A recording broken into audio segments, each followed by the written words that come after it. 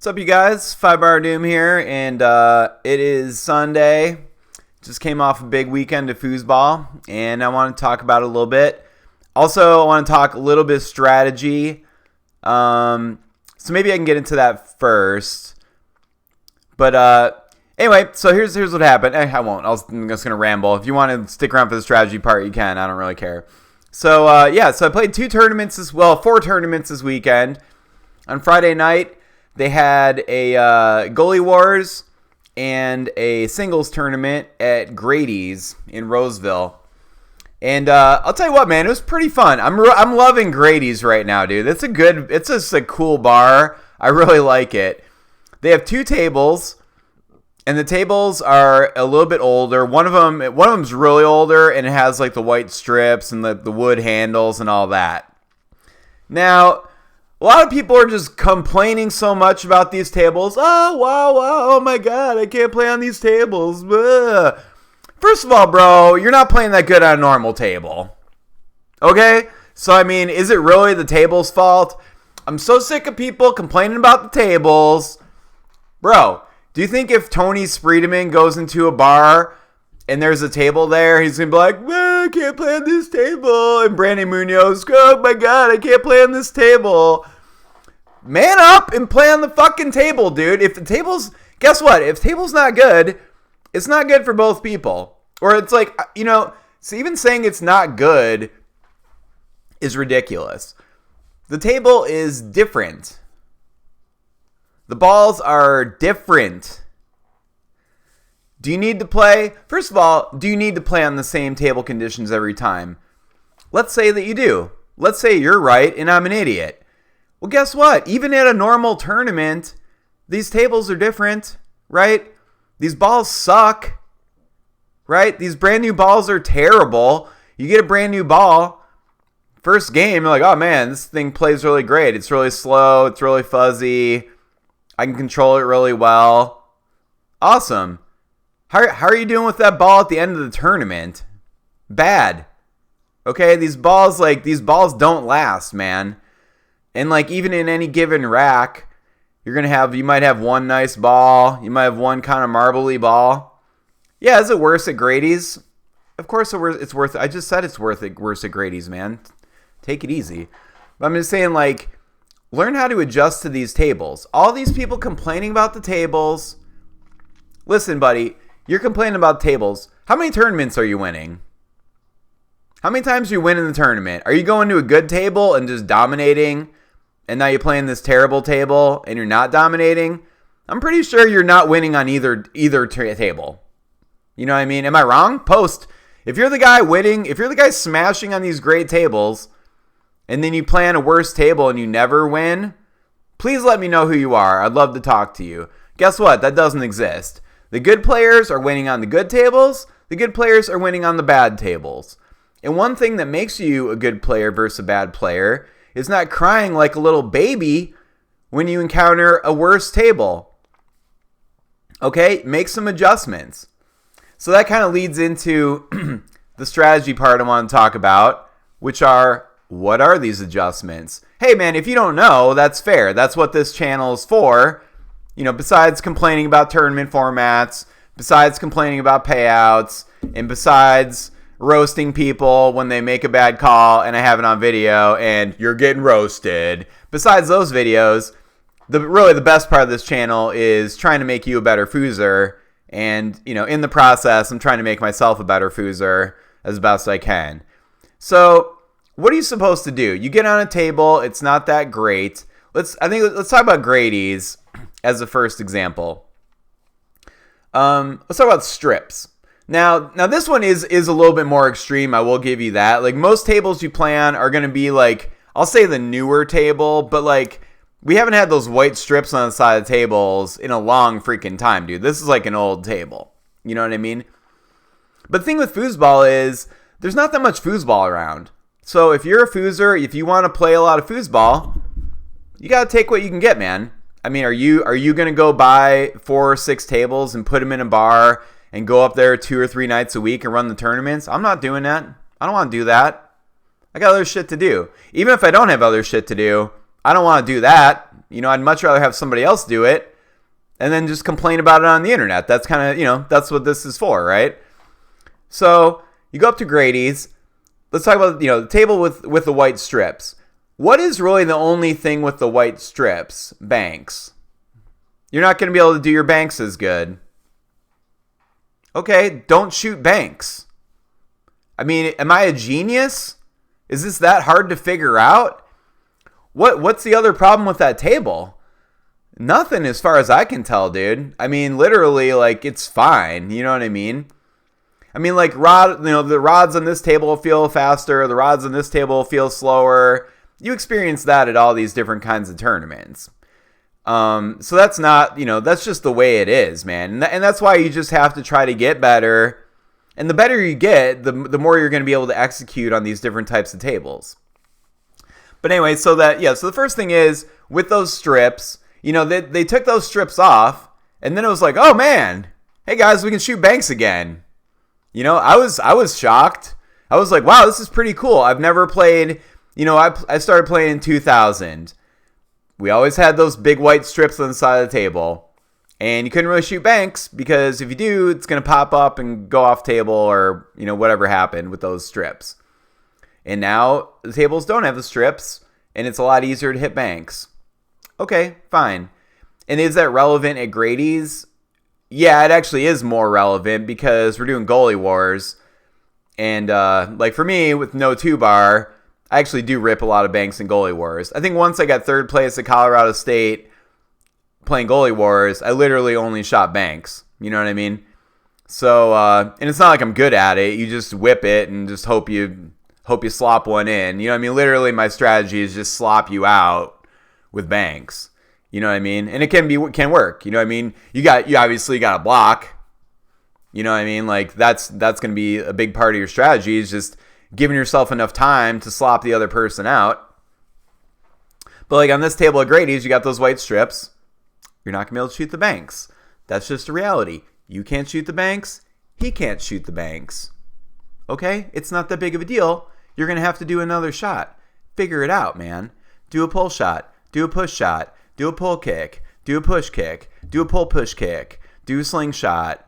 Actually, don't do a slingshot. I think that's also going to be a challenge with the strips because it'll probably, I didn't think of that. But basically anything where you're bouncing it hard off the wall, it's going to be a problem with the strips versus non-strips. So you don't do the slingshot. Okay? That's like one adjustment that you make. Now let's talk about the balls. So at Grady's, they got, and everybody's freaking out about oh my God, the balls. Oh, I can't play. Oh no. My foosball game is ruined. You're a rookie.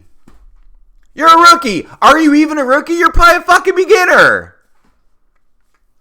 It's not the balls. It's you. It's you. You suck at foosball, okay? Quit complaining about the balls. Yeah, I mean, would you rather play with a good ball?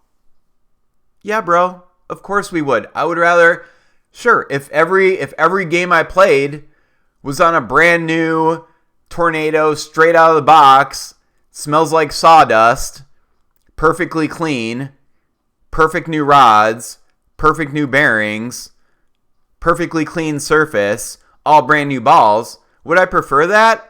Yeah. Of course I would prefer that. That's not the way the world works in foosball, man. So at Grady's, they have a lot of balls that are marbles, dude. Cherry tomatoes. These things have no texture. You know what I mean? It's a perpetual motion machine. You hit that ball, it ain't stopping. The only way that ball's stopping is if you stop it, or if he stops it, or the goal stops it. That's the only way the ball's stopping. So, oh my God, I can't play. I'm such a baby. That's literally everybody. So, so let's say you're one of the people that would like to not be such a fucking baby and maybe try to just win this tournament. I won the tournament. I won singles. I won singles last week. Do you think I want to play with these marbles? Do you think it's the best for my game to have these marbles? No, dude. Of course, but I don't care, dude. I wouldn't say I'm a good foosball player, but I'm a real foosball player, man. I'm here to play. That's your table? Cool, let's play. It's not, Oh, that's your table? Let me inspect all the rods. Let me inspect all the bearings. Oh, let me sort through all the balls. Put this one over here. I'm not going to use it. Come on, bro. Get over yourself. Just do better at foosball, man. And like, one part of that is just not being a baby. I mean, I don't know how many times I'm going to say not be a baby in this video, but like, you need to hear it. I mean, I'm sure the people that need to hear it aren't going to watch this video. They're like, I'm so mad about this video. Mark's such a dick. Well, I don't care. So let's talk about the adjustments that your buddy, that the guy that won the stupid singles tournament 2 weeks in a row, what am I doing differently? Here's the big one, dude. Right out of the gate, I know we're playing with these marbles, okay? Now, what does that mean? It means it's going to be harder to catch your passes. It's going to be harder to catch loose balls, because like let's say like you have your loose ball going around the table with a normal fuzzy ball, hits your man. It's going to be a lot easier for it to stop. It's going to slow down a lot faster, If you try to pin a ball and it's fuzzier, it's going to be a lot easier to pin it, If you try to pin a marble and it's a little bit off center, it's gonna slip out. Whereas a normal ball might not slip out. Okay. And like I said, these balls are like perpetual motion machine, dude. Once that ball goes into motion, there ain't nothing stopping it until it hits a goal or if you're able to stop it somehow. So the first giant adjustment I make when I'm playing at Grady's and singles is because in a normal, and I think I've made videos about this before, in a normal singles match, I think your best bet is to just hold on to the front rods. You position your 2-bar and 5-bar so they block any kind of slop bouncing in, ideally, on the side of the goal where you expect your opponent to pass. And then you hold on the front rods. And the reason you want to do this is then, you're D'ing up with a 5-bar, but then if you happen to block it and it starts rolling to the 3-bar, you can just catch it. You know what I mean? And that kind of steal is huge. Now, Grady's, I'm not doing that. And I literally do that 100% of the time in singles, dude. Here's what I do in Grady's, just right out of the gate. And this has nothing to do with somebody hacking me at all. You get the ball on your 5-bar, I'm going to hold the 5-bar with my right hand, and with my left hand, I'm going to hold the goalie rod. Now, why am I doing that? Because I can still D up with the 5-bar. That's fine. If I block one, I can try to jump up and grab it with the 3-bar, but it's not as good. Like I said, it's much better if you're already holding the 3-bar. But why am I giving up that advantage? It's because these balls don't stop moving, dude. You know what I mean? And like, I know if we're one of these people complaining about these tables, I guarantee one thing you're going home, kicking the dog, crying into the pillow about is quote slop. Now I'm using the word slop in the way you're using it, but I wouldn't call it slop. I would call it you didn't block it and you need to make a better fucking job of blocking it. Sorry, Jim. I'm swearing a little bit in this video. Maybe I'll bleep it out. We'll see. Also, I think they can handle it, man. Like, let's get real. So yeah, so I'll D up with the 5-bar when my opponent has it on the 5-bar, and then if they drop their pass, here's the other thing too. They're more likely to drop their pass, right? So it's more likely that the ball will come flying towards your goal, regardless, because it's just like normally they might catch this ball, or like maybe they don't do quite a good enough job of catching it, kind of hits the side of their man. But with a normal ball, it's going to slow down a lot, and then maybe they can grab it and pin it. With these balls, they're moving really fast. Maybe you even can grab it, but then you kind of grab it and it squeezes out because they're so slick. And all this boils down to there's more slop going at your goal. You know what I mean? So I just start with the hand back there, try to D them up as best you can.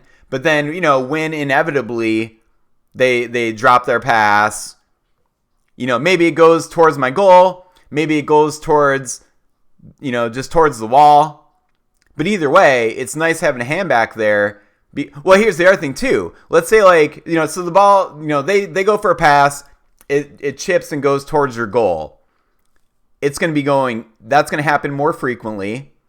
And two, the ball's going to be moving faster than it normally would. Because normally what would happen is they drop this pass, it's a nice fuzzy ball.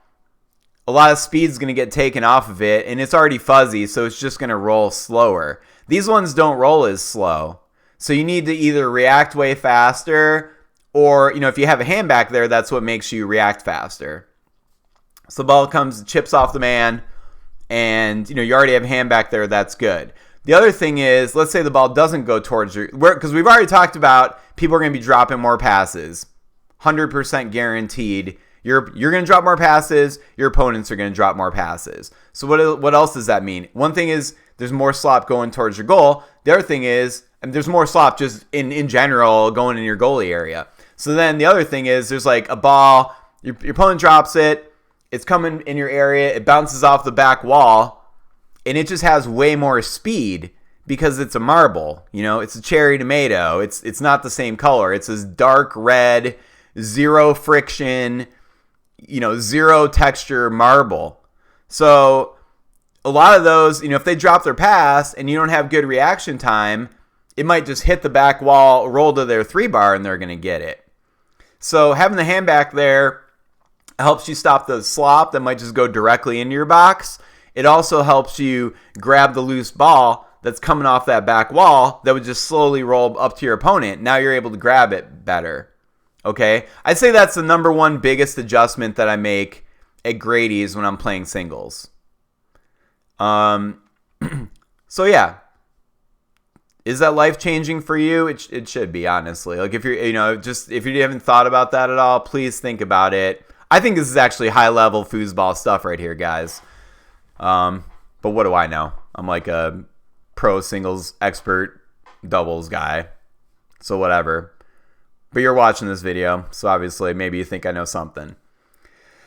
The other thing with these balls is let's talk about your shot selection and your pass selection. So if you have a really fuzzy so you're shooting a pull shot. What's the difference between a really fuzzy ball and a marble? The pull, it's going to be a lot harder to set up that pull,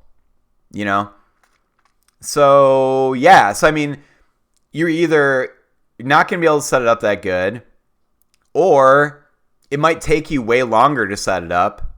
Because if you're just kind of moving it around, you're kind of waiting for that ball to settle. It's just kind of like moving this way a little bit, moving this way a little bit.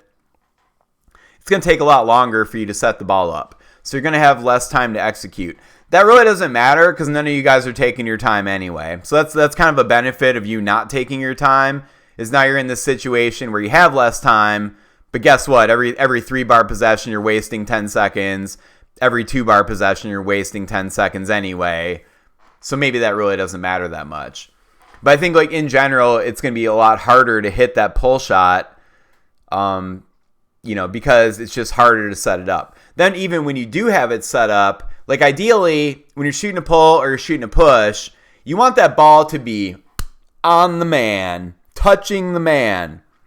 And you might not think it's a big deal, but it's like if you have the ball dead touching the man and then you take off versus you have the ball just a little bit off and then you take off, it's a big difference because you're essentially doing like a mini pull kick with that guy. And like maybe, so it's like you start your like if the ball's off of the man a tiny bit, you start your pull motion. So it's like the man's moving. Now imagine this is like a really small gap, okay? But like if you have the ball and the man, you start moving, they move in unison. And then when you're trying to strike the ball, you can strike it. If the ball's like this, and again, not to scale, but like let's say you have it off the ball, and at Grady's here's what makes it harder. At Grady's, even if you think you have the ball right on the man, the ball might just be like, nope, what's up, nerd, and just like might roll a little bit because it's hard to set it up. So if you're in this situation where the ball and the man are not directly on each other, in slow motion, what will happen is you start your pull shot motion. You start it. The ball's not moving, the man's moving. You're going to hit that ball. Is it just going to stick to it? No, it's not going to stick to it. It's going to bounce. So you have this thing where it's like you start moving, and then the ball is like off it a little bit. And maybe you come around and you're able to shoot it, but it's not the same as if you set up the ball directly on the man and then just start moving it. Because then they're completely connected. You know exactly where the ball is. When you come around to strike it, it's going to be in the exact spot you expect. If you start with that ball off the man a little bit, you're going to pull it. You'll probably still hit the ball. Like that's the thing that's a sinister thing about it. You're going to strike the ball. You probably won't even notice that this kind of mini pull kick effect happens. But the result is like you're going to chip it. You're going to spray it. It's not going to go where you want. And then you'll think, oh, I'm an idiot. Oh, I messed up. You didn't mess up necessarily, but you have to have the man directly on the ball. And like with these marbles, that just completely amplifies that effect because the ball is going to move so much faster, and there's so much less friction. It's like, so anyway, so there's that. So short story, shooting a pull is going to be a little bit harder it's going to be a little bit harder to set up the ball if you have these marbles. With the roller, I think it's pretty fine, dude. I mean, I really don't think there's much of a difference between a fuzzy ball and a marble when you're shooting a roller. So in general, like on these tables, but if you're on a worse table and the 3-bar is worse, then that might be harder to shoot your roller versus shooting a pull. I mean, as far as like actually moving the rod, I think it's gonna be a little more forgiving if you have like a heavier or kind of stickier rod. It's gonna be a little more forgiving shooting a pull shot versus the roller, because like it's hard to just generate a bunch of force. It's coming from your shoulder, you're rotating, all this type of shit, versus like with a pull shot, it's coming from your back. You know what I mean? And like that's like the pulling motion on a pull is very powerful motion. This motion, is this powerful? No, dude. Are you ever doing this in a normal life situation to move something? Of course not. It's like that's not a powerful thing. I don't need to get into the physics with you, nor am I capable of it. But just trust me, that's less powerful. So you got to stick your rod. Shooting that roller is going to be a little bit harder, but setting the ball up will be a little bit easier. Pick your poison. I mean, I think another thing too with these tables is that this is why it's good to be able to shoot multiple shots. Because you might just find that it's easier to shoot a pull or it's easier to shoot a roller. But if you don't have both those shots, you don't have that decision. You know what I mean? So that's one thing. Like, a guy like Owen lately has been shooting a pull and a roller. His pull is not as good as his roller. Duh, because he's just starting to shoot it. You know what I mean? But it's getting better and better. And then, very soon, he'll be able to switch between the two shots. And that's very powerful. Like, I don't have a good pull. And sometimes, like, I'm having trouble with my roller. And then I'm just kind of stuck with the roller up front. You know what I mean? That's just the way it is. So I need to work on a pull as well. And he's been kind of inspiring me to do that because I think that's just smart foosball, shooting both those shots. Out of the pits, kind of the same thing. I mean, like, you're going to be shooting a pull. You're going to be shooting a push primarily. With the marbles, it's going to make it a little harder. Actually, now I'm thinking about it, it might be a little easier to hit like a push kick or a pull kick with the marbles out of the back. Also, I think in like singles, when you have marbles, then the 2-bar is just even more powerful. Because what's great about the 2-bar is you just blast it, and it's just like Plinko, dude. It hits all these guys. And if the ball's moving faster and just has more momentum, it's just more likely to slop in, which is good for you if you're shooting it out of the back. So that's another thing. I guess finally we'll talk about 5-bar, offensive 5-bar. If you have a marble, what pass is harder between like brush, roller, tic tac? Which one's the easiest? Which one's the hardest? Which one is when you're going from a very fuzzy ball to a very marble, cherry tomato, zero friction ball? How much harder do these passes get? Tic tac, I would say not much harder. You know what I mean? Like, if you're already hitting a good tic-tac and you got this marble, I don't think it's that much worse, dude. I mean, is it even better? I mean, the ball's going to move faster, but if you're doing tic-tac and you don't want it to move any faster than your normal tic-tac, you just don't tic-tac it as fast. No problem. I mean, personally, I think the tic-tac is the hardest pass to execute, so I'm not a big fan of it, really. I know all these kids are doing tic-tacs. I know Tony tic-tacs, blah, blah, who cares? But in general, not my favorite pass because I think that the skill required is too high. But if you're going from a fuzzy ball to a marble, I think the skill doesn't get any higher. It is what it is, and if you can already do a tic-tac, then I think you'll be very successful tic-tacking a marble. Stick pass. You just set it up on the second man and basically just have it there. You can either whoop, go wall, or go lane. Stick pass also is not that much harder with a marble. You know what I mean? I think all these passes are going to be harder to catch the lane, like I said, because they're not fuzzy. It's going to bounce off your man and have more momentum bouncing off the man. So for all those reasons, but that's constant across like brush, roller, tic-tac. That's true for all of those. So, yeah. So, I mean, like the stick pass, I think is also another decent option. You might have problems setting it up for the same reason you have a problem setting the pole up. But overall, like, it's not that bad. And it might even help you a little bit because like the ball is going to move really fast and just glide really fast along the table.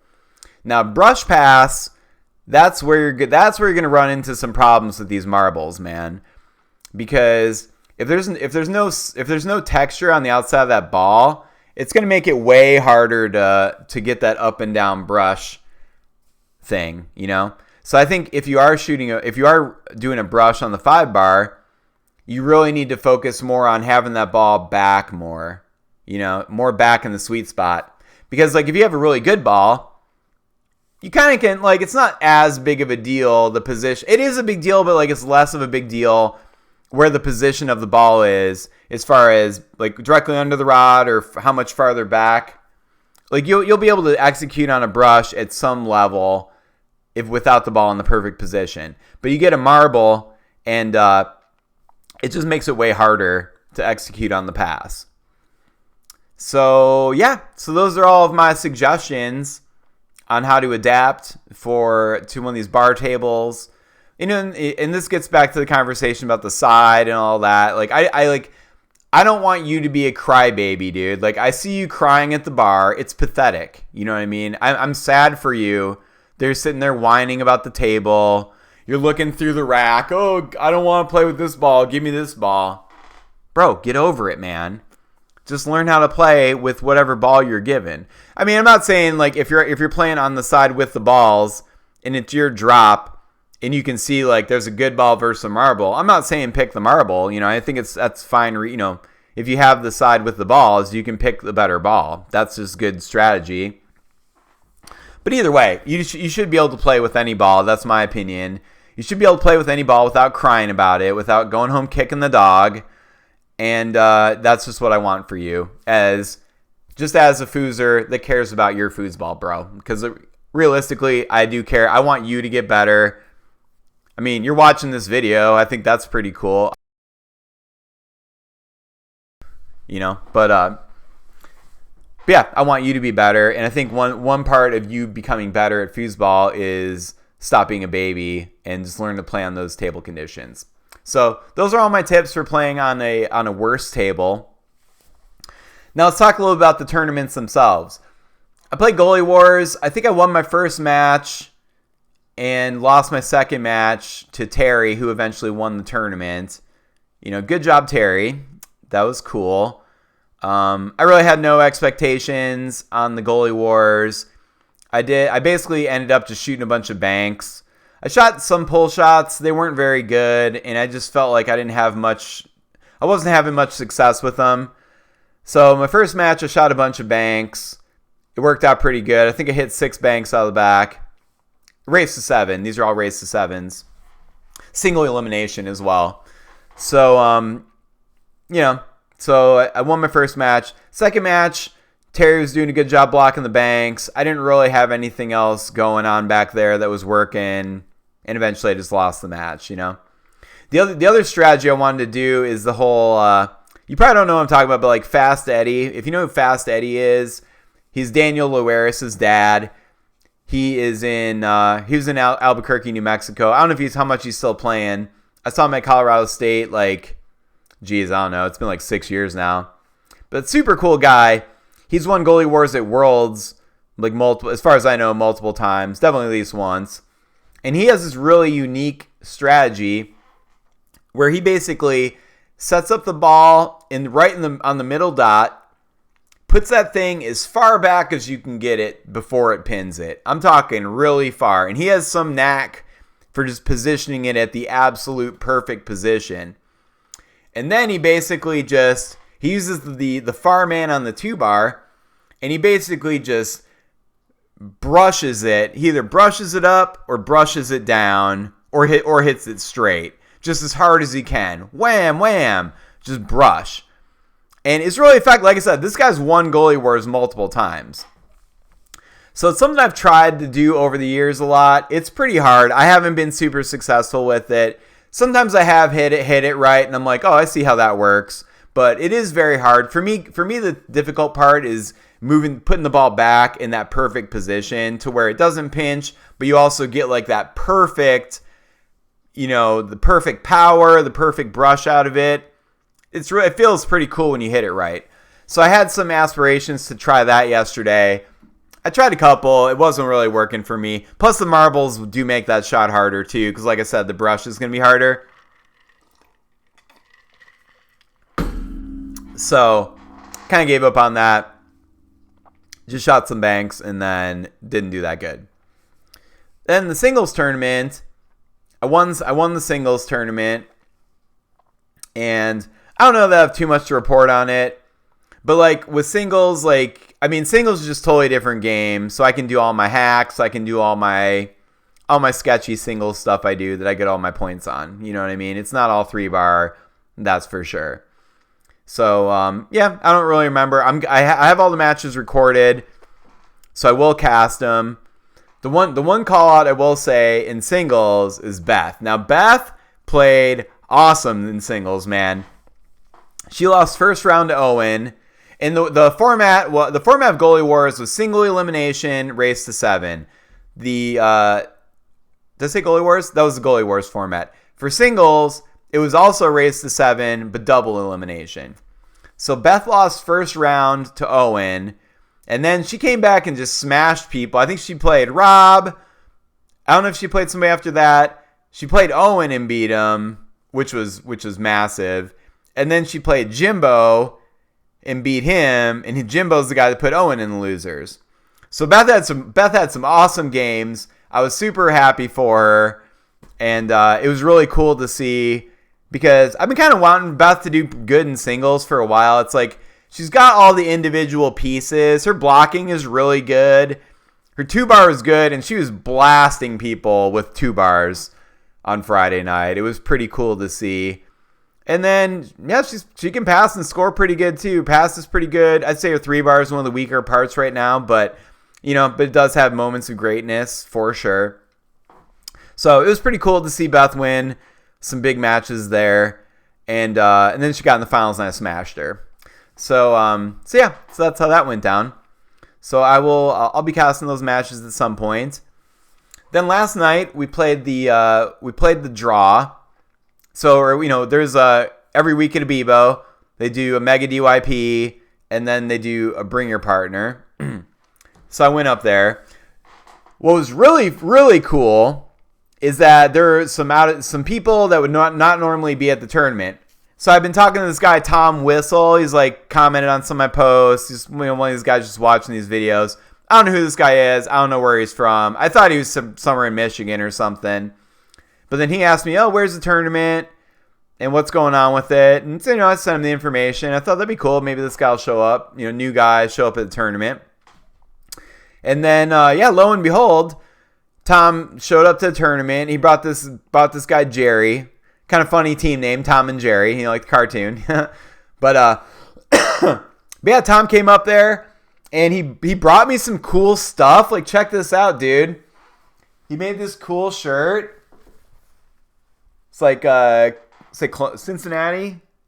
Yeah, Cincinnati foosball. This really, really nice shirt. It's really soft. So cool.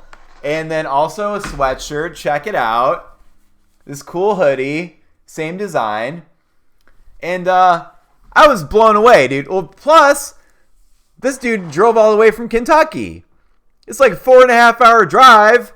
He just comes up with his buddy Jerry, and they literally just came up to play the draw and play the bring. How cool is that, man? I had no idea this guy was gonna make such a commitment to come out to play. I thought it was so cool.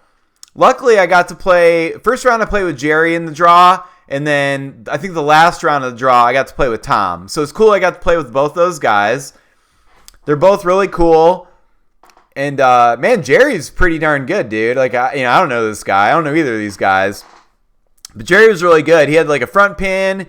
He was hitting the ball so hard. It was crazy, dude. He was just hitting, like, these passes that were just, like, rockets. I'm like, man, take it easy. But yeah, he had a lot of good skills. Tom had some good skills, too. And, yeah, they just play, they're just from Kentucky. So, there's, like, a little scene there. Sounds like, unfortunately, it's not, like, the best scene. Like, I feel pretty lucky that we have a pretty active group of people here in Michigan and right around where I live too. That's really great. But yeah, anyway, big thank you to Tom. I was definitely humbled and very I thought it was so cool that you took the time out of your weekend to drive all the way up there. That's a big commitment, obviously. And you brought me some cool stuff. I thought it was awesome, man. And it was really cool to meet you. Thanks for coming out. And thanks to Jerry for tagging along and coming out too. Very cool. And they might have even won the bring. I don't know if they did or not because I blasted out of that thing pretty quick. So the mega draw, I think I ended up playing 6 rounds and I did pretty good, dude. I thought I honestly performed pretty well. I had like one game I think we won 7-0. No, I don't think so. I think I won 2 matches 7-1. And I don't think I lost any matches. So I was like, man, I'm on top of the world, dude. I did pretty good. My point differential was 19. Then fucking Owen, dude, this kid just absolutely dominated. I couldn't believe it, man. Owen's total, and when I say total, the way it works is you play all these race to 7s, and let's say you win 7-5. That gains you 2 points. Or you lose 4-7, now you lose 3 points. Owen's total over 6 games was 28. Dude, I had literally busted out my calculator. I'm like, what is this? On average, he had to win by more than 4 points a game, dude. So it's like he did better on average than 7-3 every single game for 6 games. I was blown away. I congratulated him multiple times. And I'm like, man, that was incredible. I ended up with 19 points, and I had kind of a hilarious, like, sports betting type of sweat at the end for second versus third. I was gonna get either second or third. I couldn't catch Owen. That's like impossible. You know what I mean? But Jerry was the other guy. I had 19 points. Jerry had 16 points, and they were playing their final match. So if he won 7-3. He would have had 20 points and he would have beat me. Or if he won 7-4, we would have been tied. And I don't know if we would have to fist fight or power slap to see who gets second. I don't know how it would have worked out. But luckily it didn't come to that. He won the last match 7-6. So he wound up with 17 points. I wound up with 19 points. And that's how the tournament ended. So I got second place. Not bad. Then we played the Bring. And honestly, I'm really looking forward to watching those matches because I thought we didn't do that bad. I played with Brian Bennett. It was the first time we had played together, and I had fun. I thought we had a good time. We had to play Chris and Bob first round, which is probably like the toughest match up there. And we're like, what do you want to do? I'm like, okay, let's just switch every ball because it's like. As far as I'm concerned, he's kind of a forward. I'm kind of a forward. It's this kind of dilemma. What do you do in that situation? So I'm like, we'll just switch every ball. So we played Chris and Bob, switch every ball, and we won the first game pretty strongly. And I was pumped. I'm like, oh man, this is incredible. You know what I mean? But in typical Chris and Bob fashion, they came back and they beat us pretty good in the next 2 games. Fine. Then we had next match we were able to win. Match after that, we played Fawad and Todd, and they gave us a really tough match. They both played good, and we didn't get it done. So there you have it. You know what I mean?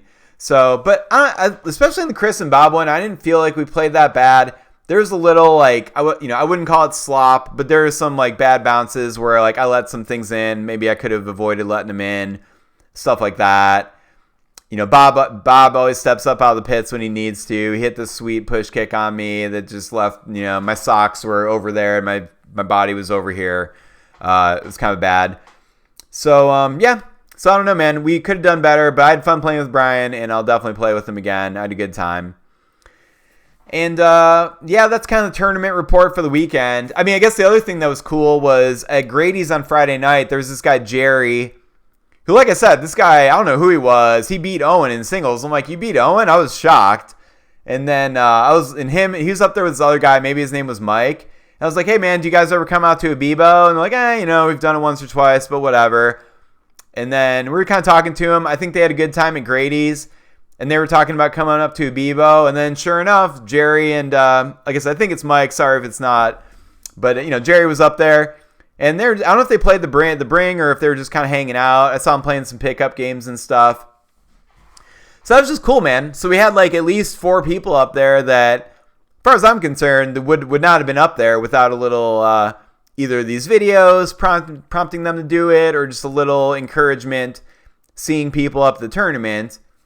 So I guess my point in bringing that up is, hey, man, if you have some friends that haven't come out for a while, ask them to come out. You know what I mean? Maybe you can play the Bring with them. Maybe just tell them to come up and play the Mega Draw. I mean, the Mega Draw is such a good format if you're like a beginner, because even if you get a partner that's not the best and you don't do that good, mad game's over, race to 7, you start the next game. Boom, boom, boom, boom, boom. You do all these matches. So I think it's a really good format for people that haven't played in a while and are coming back, or newer players or whatever. So, so I just encourage you to try to reach out to your buddies and say like, hey man, foosball scene's doing pretty good out here. Why don't you come out, man? People are playing over Terry's house on Tuesday night. I don't know who's over there, but apparently it sounds like people not up at Abbibo all the time. Maybe ask those guys to come up. You know what I mean? Why not? Just grow the scene a little bit. You know what I mean? And the other thing too is like, the foosball scene out here is just, it really is great, man. I love it. It's like, the guys are all so nice. There's no girls, so that's a real bummer, man. I wish there were some more girls. Like, is your wife playing? Is your girlfriend playing? Bring them up here, man. Get them into it.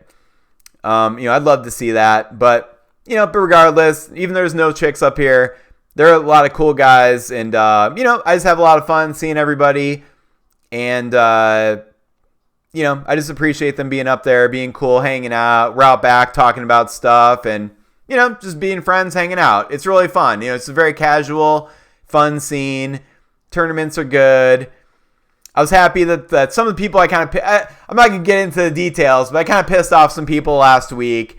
And I saw them this week, and they were super cool with me. So that was kind of a relief because I did feel kind of bad. I mean, the one was like with Snag. I made the video. I'm not trying to like pick on anybody or whatever. Like, foosball is boring, dude. Foosball videos are boring. This video you're watching right now is boring. You know what I mean? So it's like, I'm trying to spice it up. And I think like one way to spice it up is like, if there is this rule violation, controversy type of thing, that's just like a fun video. But obviously, if you're on the receiving end of it, like if you're the one that, broke the rule or whatever, what I'm saying? If you're that guy, maybe it doesn't feel the best seeing the video. I'm not trying to do it to be a jerk, honestly. I'm just trying to make some fun videos that people enjoy. So I appreciate you guys being a good sport about it. But like, Snag was a good sport about it for sure. He was being cool. And yeah, somebody else that kind of pissed off last week, justifiably. Like, I felt bad about it. I'm not going to get into the details because I do feel bad about it. But I saw him up here this week, and he was super cool. about it, and I really appreciated that because I like all these guys, and I'm really not trying to be a total dick. Sometimes I can be. I'm human just like you know what I mean? And, obviously I'm going to make mistakes sometimes, so sorry. But I was really happy to see that dude, and we were talking about maybe practicing and playing a little bit. So that was really cool. So I'm not going to mention his name, but thank you. I thought that was cool. I think that's it for this video, man. Thanks for watching. Thanks for coming out. I say, whoever's posting the videos at Grady's, not videos, whoever's posting like the tournament's gonna be at Grady's, it'd be great if you tried to post it a little bit earlier. You know what I mean? Because if you post it like Friday morning, it's just harder for people to hear about it. So I'd recommend, like, if you know you're gonna be running it that Friday, maybe try to post it by like Wednesday. I'll make a video about it. I'll reshare it. And it gives some people time to notice it, because if you're at work on Friday and it comes up like, oh, it's Grady's tournament's happening, you maybe just don't see it, and then you're like, oh, I missed it. Like this guy Jimmy, he lives like 2 minutes from Grady's. He's like, oh man, I would have come up, I didn't even know about it. So I'd say if you can if there's anybody that is into foosball in the area that hasn't been playing in a while, maybe recommend my channel to them. I'd appreciate that. If not, like Metro Detroit Foosball is kind of where all the tournaments get posted. Please have them follow that. But it would be cool to see some of these older, old school guys, just people that haven't been playing in a while. I'd love to see them come out and play. It's just fun, dude. Like foosball is fun, and it's also something where if you haven't been playing in a while, you can totally just come back out and get back into it, and boom, you're right back into it. You know what I mean? So I'd love to see some other new people out, but if not, hey, it's cool. I still think the Foos crowd coming out to all the tournaments here are very cool, and it's nice hanging out with you guys. So that's it for my rambling video about this week's tournaments. I have more videos coming out, obviously. I'm posting the Race to 7 separately, so I posted one this morning. I think I have another one coming out tonight. I have a bunch of videos to cast. So I got a lot of work to do. I'm going to get on and start doing that. This is a lot of work, man. If you wouldn't mind hitting follow, hitting subscribe on my YouTube, that would really help me out. On YouTube, really, like that's the place where I kind of need people to watch these videos if I'm going to get anything out of it. It's like, I think if I hit like 40,000 subscribers, not 40,000, if I hit 500 subscribers, and I get a certain number of time watched over the course of the year, then you can like monetize your channel, which doesn't mean anything to you watching the videos, but basically just the ads that play and all that. I get like a tiny piece of that, get some money out of it. It'd be pretty cool. It's kind of my dream to be able to do that. And one small step you can do to help me is subscribing to my YouTube, following my page here on Facebook, and trying to share it with your friends. Or if you make a fun video they think's worth it, maybe you share that video. I would appreciate it, dude. It's a small community. It's not like easy to build followers and get all this time watched. So you're watching these videos. I do appreciate you for that. And that's about it for this video, man. So thanks again for watching. I appreciate you guys, and I'll keep making some videos. And, leave a comment if you have any thoughts on this one, and I'll see you in the next video.